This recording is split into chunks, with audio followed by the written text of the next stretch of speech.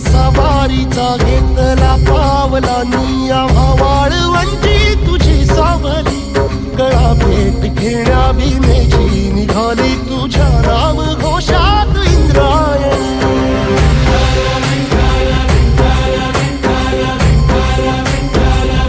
भिडे आसमंती ध्वजा वैष्णवांची उभी पंढरी आज नानावली तुझे नाव ओठी तुझे रूप ध्यानी जीवाला तुझी आस गा लागली जरी बाप साऱ्या जगाचा परी तू